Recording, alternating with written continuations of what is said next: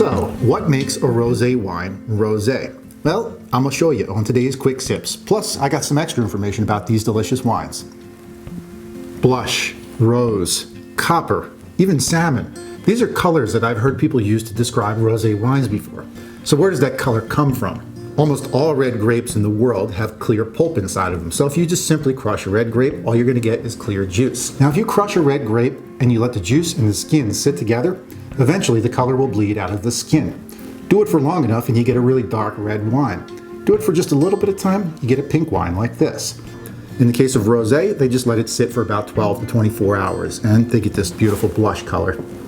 When we think of rosé wine, we often think of that really low quality, sweet white Zinfandel that was being produced in the 70s and the 80s. But there's great news. The really, really good rosé wines are high quality and they're mostly dry, so they're great food partners.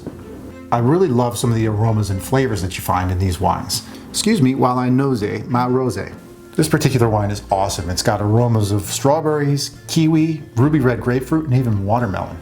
I like to think of rosé wines as being somewhere in between a white and a red, and therefore they're really versatile when it comes to food. These are great appetizer wines, and they pair exceptionally well with things like salads, pasta salads, and even charcuterie.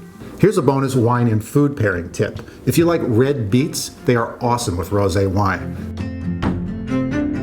To find some fantastic examples of dry rosé wine, look to the south of France in Provence and the northern part of Spain, called Navarra.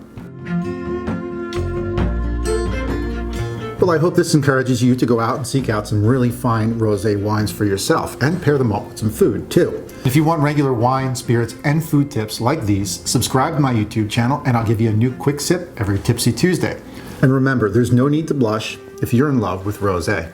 Cheers.